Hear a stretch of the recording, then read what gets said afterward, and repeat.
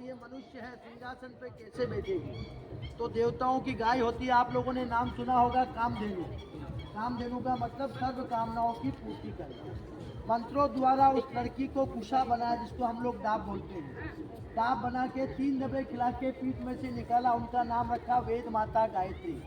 जो गायत्री मंत्र का हम लोग जाप करते हैं, उनका जन्म पुष्कर है। गाय मैंने गाय 3 टाइम, दोनों को संधि विच्छेद करने से उनका नाम पड़ा वेद माता गायत्री। जब शुद्धिकरण करके यज्ञ में बिठाया गया, जो पहाड़ी पे विराजमान है ब्रह्मा जी का पहला पत्नी, ये काली के रूप में प्रकट हुआ, जो कलकत्ता में काली के नाम से विख्यात है। आते ही ब्रह्मा जी से झगड़ा किया कि आपने मेरे साथ ऐसा अन्याय क्यों किया, मेरे सिंहासन पे दूसरी पत्नी को क्यों बिठाया। मैं आपको श्राप देती हूँ कि आपका संसार में कहीं मंदिर नहीं होगा। इसीलिए ब्रह्मा का मंदिर आपको संसार में कहीं नहीं मिलेगा, कि कोई भी गृहस्थी लोग आपका पूजा नहीं करेगा। यहाँ नगर में छोटा बड़ा 1000 मंदिर है, वहाँ सिर्फ सन्यासी लोग पूजा करते हैं। तो ब्रह्मा जी कहने लगे कि देवी यात्री लोग आएंगे, कहाँ पूजा पाठ करेंगे। तब उन्होंने कहा कि धर्मस्य धर्म रूपेण और ब्रह्म रूपेण पुष्कर है। जो ब्रह्मा का स्वरूप माना गया है वो जल को ही माना गया है, इन्हीं के लिए दुनिया आती है। दूसरा श्राप दिया इंद्र को कि आप नहीं होते तो ये कन्या कहाँ से आती, आप बरसोगे तब भी बददुआएं मिलेगी, नहीं बरसोगे तब भी बददुआएं मिलेगी। कहीं काल पड़ता है तो लोग हाहाकार करके मर जाते हैं, कहीं बाढ़ आती है तो लोग हाहाकार करके मर जाते हैं। तीसरा श्राप दिया गौ को, बोले आप इनकी जननी है, आपने उत्पन्न किया है कि कलयुग के अंदर तुम्हारा मुंह गंदगी में रहेगा, पीठ आपकी शुद्ध रहेगी। इसीलिए आजकल कलयुग में देखते हैं प्लास्टिक नाली में हर जगह गाय मुँह मारती है हमारा।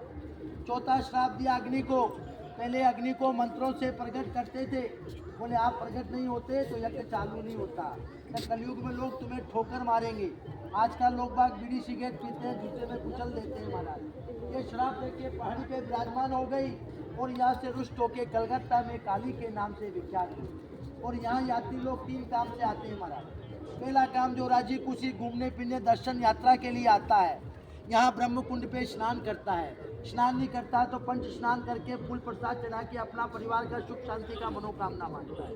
और जिसका जो श्रद्धा है तो पुरोहित को दान देते हैं, नहीं तो आशीर्वाद लेते हैं। दूसरा काम, जिसके माता पिता दादा दादी नहीं होते हैं तो यहाँ 7 कुल के पितरों का श्राद्ध होता है। इनको सब तीर्थों का गुरु माना गया है। आप 4 धाम यात्रा जाओ और पुष्कर नहीं आओ तो यात्रा का कोई फल नहीं पड़ता है। जैसे गया जी में माता का होता है, उत्तराखंड ब्रह्म कपाली ब्रह्मा का 5वां शीश, वहाँ पिता का श्राद्ध होता है। इनको यहाँ 7 कुल के पितरों का श्राद्ध करने के लिए आते हैं। तीसरा काम, परिवार में कोई गुजर जाता है तो अस्थि वगैरह लाते हैं, जैसे गंगा जी में ले जाते हैं, यहाँ भी अस्थि वगैरह लाते हैं। वो सामने अस्थि घाट बना हुआ है। ये सरोवर के जो चारों मेर आप देख रहे हैं, ये 52 घाट है। जो राजा महाराजाएं होते थे उन्होंने अपने पूर्वजों का श्राद्ध करके गति मोक्ष के लिए अपने अपने नाम से घाट बनाया। ये जो वाला घाट है ये अपना उत्तराखंड घाट है, कुर्मांचल घाट वहाँ लिखा हुआ है। इसके ऊपर लिखा है नरसिंह घाट, हर घाट के ऊपर नाम लिखा हुआ है, वो अपना उत्तराखंड घाट है। तो ऐसे चारों मेरे ये 52 घाट बने हैं। बोल पुष्कर राज महाराज की जय। आप बाहर निकल के